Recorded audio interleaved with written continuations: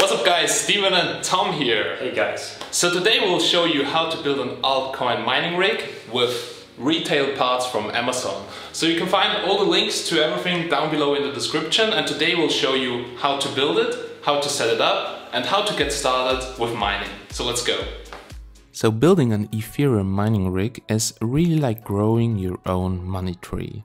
The rig will run and create digital currency while you sit back and have a few beers.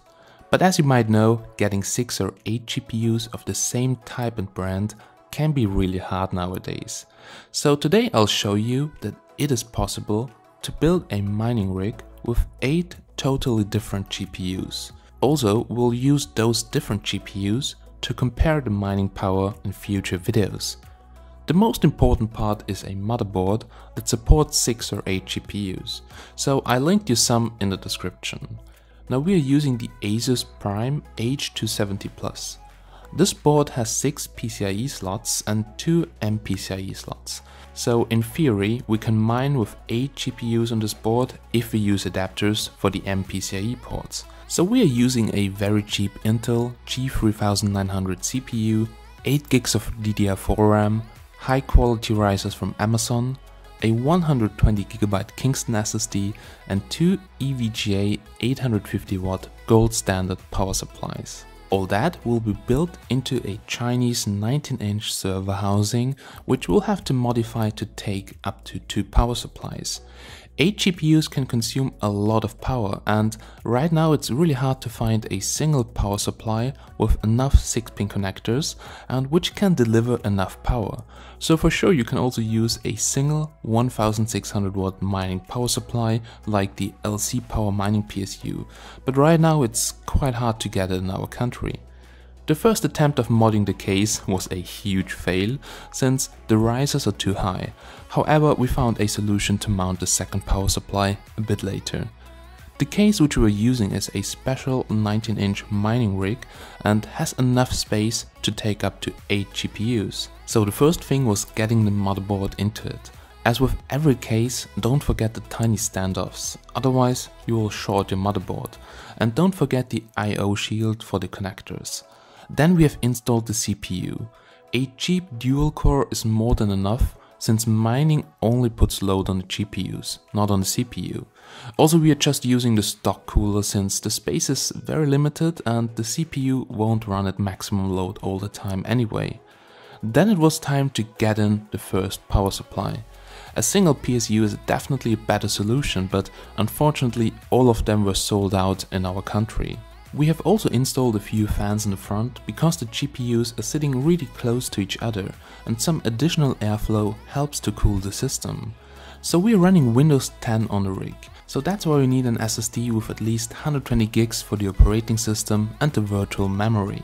However, if you can afford it, you can for sure also pick a bigger one, and if you're running Linux, you could probably use a smaller one, but SSDs are quite cheap nowadays anyway. So you don't need an expensive mining motherboard for a 6 or 8 GPU rig.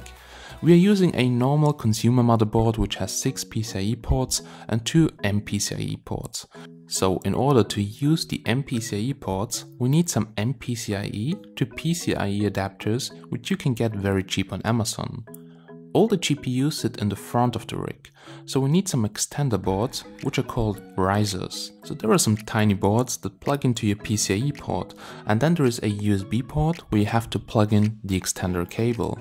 Now risers are usually the weakest part of the system, since they tend to fail a lot. A good tip is to hot glue them.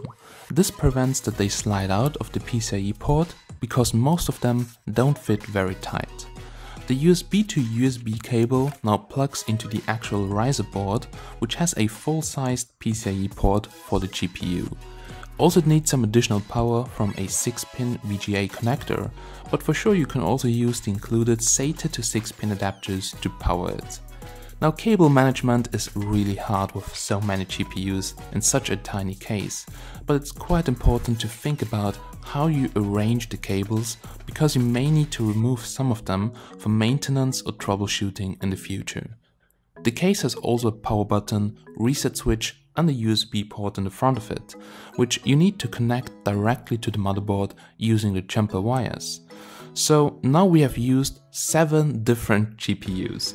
Currently we are waiting for number 8 to arrive, which is a special mining card from Sapphire. It's not recommended to mix so many different GPUs, since it's harder to manage overclocking and you have to mod a bunch of different BIOS to get decent results. So it's way easier to do that with one card from one brand and then just copy the BIOS to all of them. And also they will run more stable. However, you can use any GPUs you want. It's no problem to mix different brands and types, but it's not recommended. Now, after all the GPUs are in, it's time to check all the cables and connect the power cables to the GPUs, risers and the motherboard. First test and boom, no HDMI output, but that's completely normal. So first you need to install Windows with one GPU only, and if you try to start with all 8 connected, you will probably not be able to boot.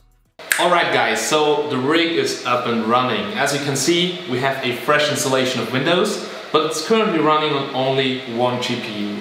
If you install all the GPUs and you don't do modifications to the BIOS and some things to Windows, it won't boot. So you will have a lot of issues. On this specific motherboard, the keyboard doesn't work, it won't let you boot Windows. So it's way easier with Linux, but for our tests we want to use Windows, and therefore we have to do some tricks and get into the BIOS and adjust some settings. So let's do this. Alright, so right now some tips, but there will be a future video on the exact steps. So first install Windows with one GPU connected to the riser and install the drivers, that's very important. Then you go into the BIOS and search for 4G decoding and switch it to on. Also on some motherboard it's needed to switch to PCIe Gen 1. I left you some links to the settings down below in the description. But now, once that is done, power off and connect all GPUs and reboot into Windows. And when you open the device manager, you will see that Windows starts to recognize all the GPUs. But no worries, this can take up to 10 minutes. Alright, so once that is done, you can start your favorite miner and start mining your favorite altcoin. I personally mine Ethereum and Ubiq. I'm also using Claymore's dual miner for Nvidia and AMD GPUs because I'm using a bunch of different cards. However, once you got the perfect settings, you can lean back and enjoy your new mining rig. In the next videos, I'll also show you some little tricks on how to get more mining power out of your cards, so stay tuned. Alright guys, so the rig is up and running, as you can see, so it's hashing right now, it's mining Ethereum. And it took me quite a while to update Windows, to get the cards recognized, to get the drivers installed, to tweak the BIOS and everything. And in the next video I'll show you basically how to set your rig up, so from the scratch, from a basic Windows installation, what kind of things you should do, what kind of things you need to do in order to improve the hash rate and to get the power consumption down, and much more. So thank you very much for watching this video. If you have any questions about the rig, about the hardware used, about how to put everything together, just post a comment down below and I'll try to reply as soon as possible. So once again,